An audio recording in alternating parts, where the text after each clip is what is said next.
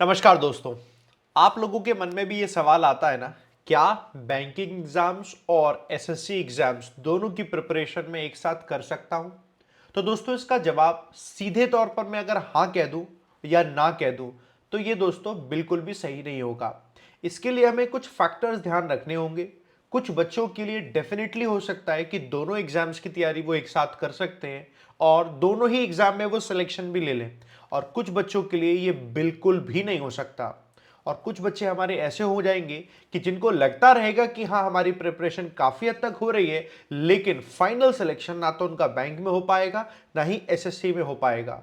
और ऐसा मैं इसलिए नहीं कह रहा हूं कि मैंने कोई बस प्रिडिक्शन कर रहा हूं, ऐसा मैंने अपने पिछले 10 साल के करियर में देखा है। बहुत सारे स्टूडेंट्स हैं वो अपना एक बैकग्राउंड नहीं देखते कि किस बैकग्राउंड से वो आए हैं, और बिना बैकग्राउंड देखे हुए अगर वो प्रिपरेशन करेंगे तो गड़बड़ हो जाएगा। तो सबसे पहले दोस्तों आपके लिए ध्यान रखने वाली बात है वो ये है, बैंकिंग और एसएससी एग्जाम का एक बार ओवरव्यू लेते हैं। एक बात तो आपको पता है, बैंकिंग एग्जाम का मतलब है आपको जॉब मिलने वाली है, वो बैंक में ही पीओ क्लर्क इसमें मिलेगी जॉब। एक थोड़ा मोटा मोटा ध्यान में रखेंगे। एसएससी एग्जाम में जो जॉब मिलेगी वो आपको इतना तो पता है, एसएससी में एक सीजीएल होता है जिसे ऑफिसर पोस्ट बोलते हैं, तो उसमें काफी सारी पोस्ट आपको मिलती हैं। बड़ी पॉपुलर पोस्ट में आप जानते होंगे इनकम टैक्स ऑफिसर बन जाते हैं, लेकिन अकेले इनकम टैक्स ऑफिसर नहीं, बहुत सारे ऐसे ऑफिसर हैं, ऑफिसर पोस्ट वहां पर होती है। उसी में क्लरिकल जैसे लेवल होता है, तो क्लरिकल लेवल के लिए भी पोस्ट आती है, जिसमें आप एसएससी में सीएचएसएल का भी एग्जाम देखते होंगे, एसएससी में एक एमटीएस का भी एग्जाम होता है। तो असल में वहां पर भी कई सारे लेवल होते हैं, सेम एज बैंक में भी कई सारे लेवल होते हैं। अब इन दोनों ही एग्जाम की प्रिपरेशन कोई ऐसा नहीं होता है किसी एक एग्जाम की प्रिपरेशन डिफिकल्ट है या एक की इजी, ऐसा बिल्कुल भी नहीं है।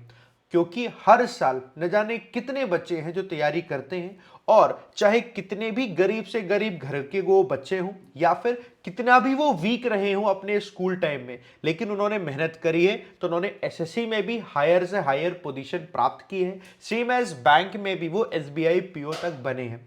और हर साल जब मैं इंटरव्यू लेता हूं ना दोस्तों, तो बैंक पीओ के स्टूडेंट्स होते हैं। ये बात जरूरी है कि उसमें ज्यादातर जो सेलेक्ट होकर आ रहे होते हैं वो ऐसे स्टूडेंट होते हैं जिन्होंने कम से कम प्रोफेशनल कोई कोर्स किया होगा, जिसमें मतलब मैक्सिमम बच्चे ऐसे होते हैं। 60-70% हमेशा हमें ऐसे ही मिलते हैं बच्चे जिन्होंने बीए किया, जिन्होंने बीटेक किया होगा, एमबीए किया होगा। लेकिन बाकी जो 40% बच्चे होंगे वो ऐसे होंगे जिन्होंने बीए किया होगा, बीएससी किया होगा, बीकॉम किया होगा, बीबीए किया होगा। तो हमारे पास हर टाइप के स्टूडेंट्स होते हैं जो कि हम देखते हैं।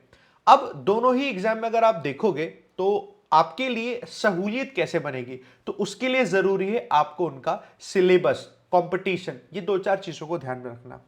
आप एसएससी में देखोगे तो आपको मालूम है वैकेंसीज काफी सारी आपको मिलती हैं, लेकिन कंपटीशन भी उतना ही ज्यादा है। लेकिन बैंक में आ जाओ, बैंक में देखो तो बैंक में वैकेंसीज कम आती हैं, तो क्या कंपटीशन कम है? नहीं, ये गलती मत करना। तो जो भी बच्चे ये सोचकर आ रहे हैं कि एसएससी की तैयारी करते हैं चलो बैंक में आ जाए, या कंपटीशन कम है, ऐसा बिल्कुल नहीं है। यहां भी कंपटीशन उतना ही है जितना कंपटीशन आपको वहां मिलेगा। आपको मालूम है अपने देश में बेरोजगारी है, सभी पूरी ताकत लगाते हैं, और उस ताकत में वो जिनको एसएससी की मिल जाए नौकरी एसएससी की ले लेंगे, बैंक की मिल जाए नौकरी बैंक की ले लेंगे। अब मैं आपको एक पॉइंट बताता हूं जो कि सबसे ज्यादा जरूरी है सिलेबस कंपैरिजन में। नंबर वन, जब आप एसएससी में जाते हो मैथ्स वहां भी है, मैथ्स बैंक में भी है, लेकिन बैंक में क्या है, अर्थमेटिक है, डीआईए, यहां पर आपको देखने को मिलता है कि ये बड़ा हिस्सा ध्यान लगाने वाला। लेकिन एसएससी में क्या है, आपको ट्रिग्नोमेट्री पढ़नी है, आपको ज्योमेट्री पढ़नी है, आपको ज्यादा मतलब मैथ्स और ज्यादा डीप आपको पढ़नी है। तो अगर आपका 12th तक मैथ्स अच्छा रहा है तो आप एसएससी में बिल्कुल जाइए, आराम से जाइए। अगर आपको एक को चूज करना, आप एसएससी में आराम से जा सकते हैं, ऑप्शन है, बैंक में तो जा ही सकते हैं, आप एसएससी में भी जा सकते हैं। लेकिन जिसका ना मैथ्स वीक है, फिर वो सोचे कि मैं एसएससी में जाता हूं, यार मैथ्स का अच्छा बड़ा पोर्शन आता है, आप वीक है, वीक होने के बावजूद भी आप सोचेंगे वहां जाएंगे, तो आप कॉम्पीट कैसे करेंगे? कंपटीशन में तो पीछे हो जाएंगे ना, क्योंकि दूसरे बच्चे उनका मैथ्स आपसे अच्छा होगा। तो आप पहला एक चीज ध्यान रखिएगा, मैथ्स अगर वीक है, वीक होने के बावजूद भी बैंक में सिलेक्शन लिया जा सकता है यहां पर पढ़कर, एसएससी में काफी मुश्किल होगा, कि एसएससी में सच में मैथ्स का लेवल डिफिकल्ट हो जाता है। और 12th में अगर नहीं अच्छी है तो आप क्या सोचोगे, यहां अच्छी हो जाएगी, फिर आप बहुत सारा टाइम दोगे, करने को तो आप कर सकते हो, दुनिया में कुछ भी पॉसिबल नहीं, ऐसा नहीं है इम्पॉसिबल हो, सब पॉसिबल होता है। बट ये आपको थोड़ा प्रैक्टिकल अप्रोच समझनी है। हमें कोई 5 साल तक तो तैयारी करनी नहीं है, तैयारी 1 साल में करनी है, 1 साल की तैयारी करी और अगले साल आपका सिलेक्शन हो जाए। वो आपको अगर करना है तो आपको सही एक स्टेप लेना होगा। अब दूसरी चीज, रीजनिंग आपको वहां भी देखने को मिलेगी, रीजनिंग यहां भी देखने को मिलेगी। रीजनिंग आप में से किसी ने नहीं पढ़ी होती है पहले कभी भी, आप जब पढ़ोगे सीख जाओगे। तो हाँ, एसएससी की रीजनिंग आसान होती है, बैंक की डिफिकल्ट होती है, बट ये आपका पैरामीटर नहीं बना सकते हो आप। जब आप यहां पढ़ोगे यहां भी सीख जाओगे, वहां पढ़ोगे वहां भी सीख जाओगे।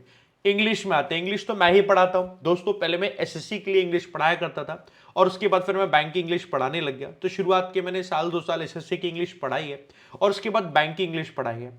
उसके बावजूद भी मैं बीच बीच में एसएससी के काफी सारे स्टूडेंट्स को केटर करता हूं। तो मैं एक अंतर बताता हूं, बड़ा अंतर। बैंक में जो इंग्लिश आती है ना, वो इंग्लिश ऐसी होती है जो अगर आप रीडिंग पर ज्यादा फोकस करोगे ना तो बैंक का एग्जाम निकाल ले जाओगे। रीडिंग करोगे, न्यूज़पेपर रीडिंग पे जैसे मैं ज्यादा फोकस कराता हूं, एडिटोरियल रीडिंग करोगे, वोकैबुलरी ज्यादा सीखोगे, बैंक की इंग्लिश आपकी निकल जाएगी, क्योंकि इसमें 80% हिस्सा इसी का ही है। लेकिन जैसे आप एसएससी में आओगे तो आपको जो बुकिश लैंग्वेज है ना, उस पर कमांड अच्छी होनी चाहिए। आपके अगर 12th तक इंग्लिश में अच्छे मार्क्स आते थे, आपको ग्रामर के रूल्स अच्छे से याद हो जाते थे, वर्ड्स आपको अच्छे से याद हो जाते थे, तो फॉर श्योर है आप आराम से एसएससी का एग्जाम भी निकाल सकते हैं। आपको यहाँ पर याद बहुत अच्छे से करना है। आपको एक्टिव पैसे बड़े अच्छे से हो जाते थे आपके 10th और 12th में, तो आप आराम से कर ले जाएंगे एसएससी के एग्जाम में। और अगर आपको लगता है यार अच्छे से आते थे, उसे कर ले जाएंगे तो बैंक भी कर ले जाएंगे। तो कहने का मतलब ये कि कोई खास बड़ा अंतर नहीं होता, इंग्लिश में कोई खास बड़ा अंतर नहीं होता है। लेकिन अब दोनों को साथ में लेकर चलोगे कि बैंक भी करें एसएससी भी करें, तो गड़बड़ हो जाएगी। कि आप ध्यान क्या रखोगे, कि आप ग्रामर को बहुत ज्यादा फोकस करते हुए करोगे, फिर आप कहोगे लाओ मैं ग्रामर के साथ में रीडिंग को भी बहुत अच्छे से करके चलता हूं।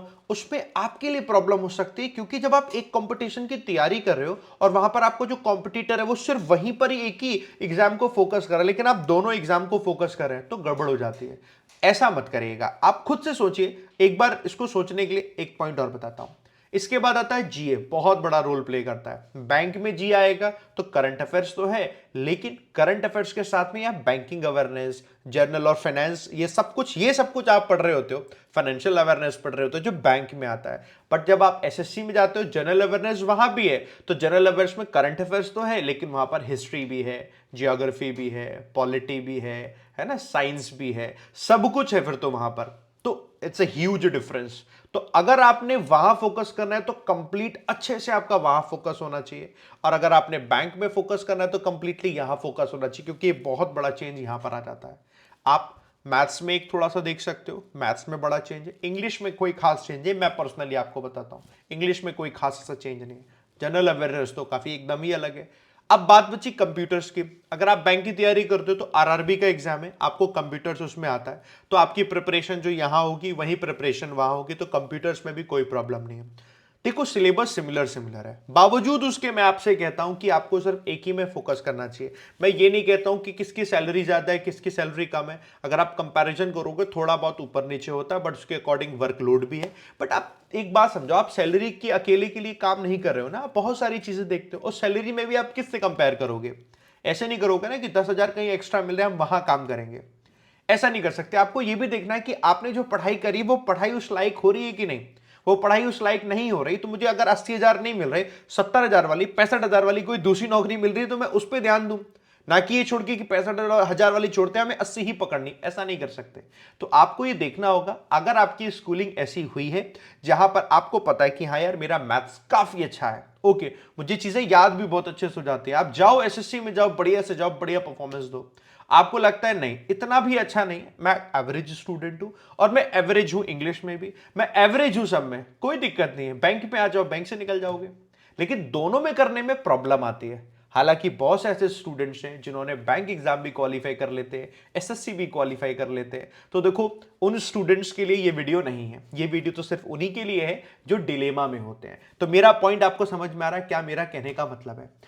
अब ये मैंने एक पॉइंट लिखा, exam pattern and difficulty level. एक काम करना आप आज ही, है ना, गूगल पे सर्च करना bank exam paper previous year के, एसएससी के एग्जाम पेपर्स, आप दोनों को देखो, दोनों को जरा सॉल्व करो। अब आप देखो किस में आपको इंटरेस्ट आ रहा है, किस टाइप की क्वेश्चंस आपसे ज्यादा हो पा रहे हैं। एक दो पेपर नहीं निकालना, 10-15-20 पेपर उठा लेना, एसएससी के 10-15-20 पेपर उठाना, बैंक के किताब ले आना मार्केट से, आप दोनों को देखो, कंपेयर करो, दोनों को समझो किस में आपको ज्यादा इंटरेस्ट आ रहा है, कौन सी चीजें आपके लिए इजी लग रही हैं, फिर एक को पकड़ो।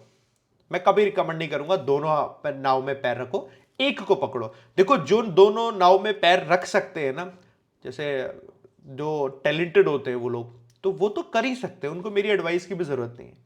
बट अगर आप एक एवरेज स्टूडेंट है तो आपके लिए बहुत जरूरी है राइट डिसीजन लेना, और वो आप ही लोगे, मैं भी नहीं ले पाऊंगा, आप ही लोगे। तो ये आप ऐसे करके करोगे, एग्जाम पैटर्न डिफिकल्ट लेवल को देखना कि क्या इसका पैटर्न है, एंड अकॉर्डिंगली फिर आप देखना, क्योंकि देखो प्रिपरेशन और स्ट्रैटेजी चैलेंजेस उसी के अकॉर्डिंग आएंगे। एसएससी, फिर एसएससी के अकॉर्डिंग क्या चैलेंजेस आएंगे वो आपके सामने, बैंक तो बैंक के अकॉर्डिंग क्या चैलेंजेस आएंगे वो आपके सामने, फिर बैंक के अकॉर्डिंग पढ़ना है। क्योंकि पता होता है क्या, मैं आपको एग्जांपल दे रहा हूं, फॉर एग्जांपल जैसे आप एरर डिटेक्शन करते हैं, एग्जांपल दे रहा हूं बहुत छोटा सा, आपने बैंक का नाउन का चैप्टर बैंक में भी, नाउन का चैप्टर वहां भी, एसएससी भी है, लेकिन बैंक में जो मैं आपको एग्जांपल्स दे रहा हूं, जो मैं आपको मैक्सिमम क्वेश्चन प्रैक्टिस करा रहा हूं, वो वही पैटर्न होगा जो बैंक एग्जाम्स में आते हैं, मैं एसएससी वाले नहीं दे सकता। सेम एज जब आप एसएससी वाले टीचर से पढ़ रहे हो तो आपको वो देंगे, क्यों देंगे, क्योंकि वैसा ही एग्जाम में आएंगे, पर्पस एक ही कि आपका एग्जाम जो है क्रैक हो पाए। तो सही डायरेक्शन, राइट डायरेक्शन वो आपकी तभी आएगी जब आप एक राइट डिसीजन लेंगे, क्योंकि प्रिपरेशन की स्ट्रेटेजी जो है उसमें चैलेंजेस बहुत सारे आने वाले हैं। एट द एंड एक पॉइंट, इंपॉर्टेंस ऑफ स्पेशलाइजेशन। हर एक बच्चे का एक स्पेशलाइजेशन होता है। स्पेशलाइजेशन आप तभी जाके पता कर पाएंगे जब आप एक बार मॉक पेपर को देखेंगे। स्पेशलाइजेशन कैसे मिलेगा, आप देखो, पढ़ो, क्या आप ज्यादा याद कर पा रहे हो, क्या आपको ज्यादा इंटरेस्ट आता है मैथ्स में, बहुत ज्यादा साइंटिफिक मैथ्स अच्छे से कर पा रहे होते हो, कर पाते हो साइंटिफिक मैथ्स, जाओ एसएससी में। आपको याद करने में, हिस्ट्री, ज्योग्राफी, पॉलिटी पढ़ने में मजा आता है तो बिल्कुल जाओ एसएससी में। उसमें मजा नहीं आता ना तो कर नहीं पाओगे, कुछ दिनों बाद बोर हो जाओगे, छोड़ देना, फिर बैंक में आ जाना। ये स्पेशलाइजेशन हर एक बच्चे के अंदर होता है, इसे आप पहचानेंगे। इन सारी चीजों के बावजूद भी अगर आपको यह लगता है कि नहीं सर मैथ्स मेरा अच्छा नहीं है, ठीक है, याद करने में मेरा मन नहीं लगता है सर, ठीक है, इंग्लिश भी पढ़ने में ऐसा कुछ खास मन नहीं लगता है सर, तो फिर आप सरकारी नौकरी की तैयारी मत करो, फिर आप कुछ ऐसा काम करो जिसमें आपका मन लगे। फिर ऐसा काम मत करो कि इसका मतलब तो हो गया पढ़ाई में ही मन नहीं लगता। मैं सही बता रहा हूं, कोई जबरदस्ती तो है नहीं कि नहीं सरकारी ही नौकरी करनी है। कोई पढ़ाई करने का मन नहीं करता तो सारी की सारी चीजों को छोड़ो, पढ़ाई करने में जहां मन लगे आप वो काम करना, ठीक है।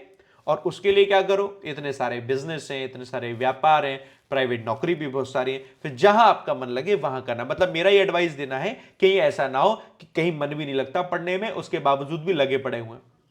हर साल हजारों बच्चे ऐसे ही करते हैं, मन नहीं लगता उनका, फिर भी आते हैं, एडमिशन लेते हैं और अपनी जिंदगी के क्रूशियल 1 से 2 साल 3 साल वो यहां वेस्ट कर देते हैं। क्योंकि जब पढ़ने में मन नहीं लगता 6 महीने ऐसे ही निकल जाते हैं, 6 महीने बाद होश आता है, जब एग्जाम पास आ रहे होते हैं तो लगता है हाँ थोड़ा बहुत तो पढ़ा है, थोड़ा बहुत तो कर लेंगे, और वो भी निकल जाता है। उसके बाद परेशान हो जाते हैं, फिर थोड़ा सा प्रेशर घर वालों का होता है तो लगता है कि हाँ कर सकते हैं, ये करते गए कर सकते हैं, कर सकते हैं में सारा सारा टाइम निकल जाता है। तो वो मत करना, वो आप अपने डिसीजन आप खुद लेना।